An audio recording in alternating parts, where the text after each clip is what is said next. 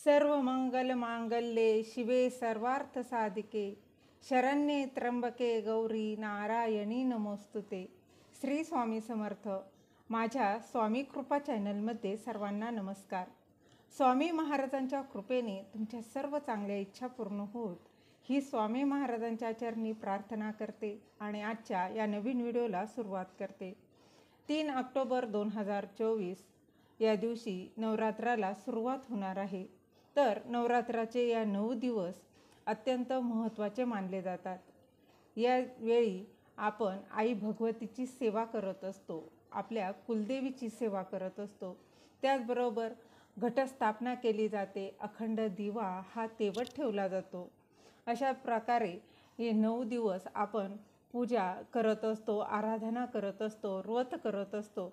तर यामध्ये अखंड दिवा, घटस्थापना याला जसे महत्त्व आहे त्याचप्रमाणे नवरात्रीत कन्यापूजन याला देखील अनन्यसाधारण असे महत्त्व आहे। तर नवरात्रीच्या या 9 दिवसात कन्यापूजन कधी करावं आणि ते कसं करावं याची माहिती आपण जाणून घेणार आहोत। त्याआधी तुम्ही माझ्या स्वामी कृपा चॅनलला सबस्क्राईब नक्की करा। आधी सांगितल्याप्रमाणे 3 ऑक्टोबर 2024 या दिवशी घटस्थापना आहे आणि या दिवसापासून आपण देवी मातेच्या 9 रूपांची पूजा करणार आहोत। नवरात्रीत कन्यापूजनाचे खूप महत्त्व आहे। कुमारिका म्हणजे साक्षात देवीचं रूप असं म्हणतात। नवरात्रीत प्रत्येक दिवस हा शुभ मानला गेला जातो। तर नवरात्रीत जमेल त्या दिवशी किंवा बघा अष्टमी किंवा नवमीला कन्यापूजन हे करणं सर्वात श्रेष्ठ मानलं जातं। सर्वात आधी बघा कोणत्या वयाची कन्या म्हणजेच ह्या मुली ज्या आहेत त्या कन्यापूजनाला कुठलं फळ देतात ते देखील आपण जाणून घेणार आहोत। कन्यापूजनासाठी 2 ते 10 वर्षापर्यंत वयाच्या ज्या मुली आहेत त्या मुलींची पूजा करण्याची परंपरा आहे। तर 2 वर्षाची कन्या कुमारिका असून हिच्या पूजनाने दारिद्र्य दूर होते। 3 वर्षाची कन्या तिची पूजा केली तर त्रिमूर्ती असून हिच्या पूजनाने घरात सुख समृद्धी नांदते। 4 वर्षाच्या कल्याणीची पूजा केल्यानं घरात कल्याण होतं। रोहिणी रूपा 5 वर्षाच्या कन्येला पूजल्याने आजारांपासून मुक्ती मिळते। त्याचबरोबर 6 वर्षाची कन्या कालिका हिला कालिका रूपात असून हिची पूजा केल्यानं राजयोग जो आहे तो प्राप्त होतो। 7 वर्षाची कन्या चंडिका रूपात असून ऐश्वर्य प्रदान करणारी ही आहे। शांभवी रूपात 8 वर्षाच्या कन्येची पूजा केल्यास विजय प्राप्ती होते। 9 वर्षाची कन्या ही दुर्गा देवीचा रूप असून शत्रूंचा नाश करते। सुभद्रा रूपात 10 वर्षाची कन्या पूजल्यानं सर्व इच्छा ज्या आहेत त्या पूर्ण होतात।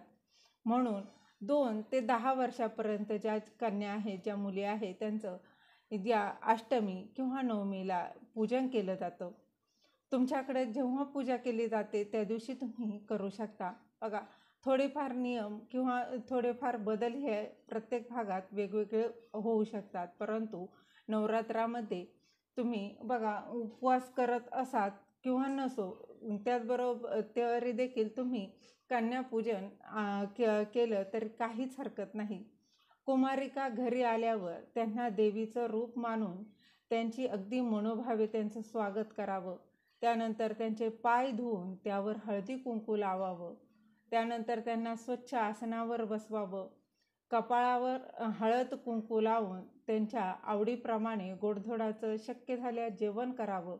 शक्य नसेल तर बघा जास्तीत जास्त जेवण करण्याचा प्रयत्न करावा किंवा प्रसाद म्हणून तुम्ही खीर, पुरी, शिरा असा नैवेद्य म्हणून त्यांना द्यायचा आहे। यथाशक्ती कुमारिकांना गजरा, दक्षिणा आणि भेटवस्तू ज्या आहेत त्या द्यायच्या आहेत। ज्या तुम्हाला शक्य होतील त्या तुम्ही देऊ शकता। त्या आपल्या इच्छाप्रमाणे किंवा यथाशक्ती कुमारिकांचे पूजन करावं। जमत नसल्यास एक कुमारिकेचे केले तरी फळ प्राप्ती होते। तरी देखील जेवढ्या तुम्हाला शक्य आहे 1, 5, 7, 9 बघा जेवढ्या मुली तुम्हाला शक्य होणार आहेत ना तेवढ्यांची तुम्हाला पूजा आवर्जून करायची आहे। कितीही कन्या पूजल्या तर त्याचं फळ जे आहे ते मिळणार आहे। एक कुमारिकेचं पूजन केल्यास ऐश्वर प्राप्ती होते, तसेच 2 कुमारिकांचं पूजन केल्यास मोक्ष प्राप्ती होते. 3 कुमारिका पूजल्यास धर्म आणि काम प्राप्ती होते. राज्यपद प्राप्तीसाठी 4 कुमारिकांची पूजा केली जाते. विद्या प्राप्तीसाठी 5 तर षटकर्म सिद्धीसाठी 6 कुमारिकांची पूजा केली जाते. 7 कुमारिका पूजल्यानं राज्यप्राप्ती तर संपत्ती साठी 8 कुमारिका पूजल्या जातात. 9 कुमारिका पूजल्यानं पृथ्वीचे जे राज्य आहे ते मिळतं. आणि कन्यापूजन बघा, यथाशक्ती जे तुम्हाला शक्य होईल ना तुम्हाला ते तुम्ही त्यांना द्यायचं आहे. बघा, चुनरी द्यायची आहे, तुम्ही मुलींना लिपस्टिक देऊ शकता, टिकलेचं पॉकेट, क्लिपचं पॉकेट, अगदी जे तुम्हाला शक्य होईल ते तुम्ही द्यायचं आहे. त्याचबरोबर खाण्यासाठी जेवण्यास योग्य नसेल तर बघा, तुम्ही अगदी दूध साखर घालून तुम्ही दूध देखील देऊ शकता. अशा पद्धतीने हे कन्यापूजन जे आहे ते करायचं आहे. मग कन्यापूजन करताना बघा, आता 9 मुली जर मिळणं शक्य नसेल तर 1 मुलगी, 2, 5 जेवढ्या 7 जेवढ्या मुली तुम्हाला मिळतील तेवढ्या मुलींचं हे कन्यापूजन हे करायचं आहे. त्या देवी 9 रूपांचं स्वरूप मानायचं आहे आणि या 9 कन्यांचं पूजन आवर्जून करायचं आहे. तर या नवरात्रामध्ये तुम्हाला जेवढ्या शक्य असतील तेवढे कन्यापूजन तुम्ही आवर्जून करायचं आहे. मग 1, 5, 7, 9 जेवढ्या शक्य आहे तेवढ्या पूजन करायचं आहे. तर जय जयकार करूया.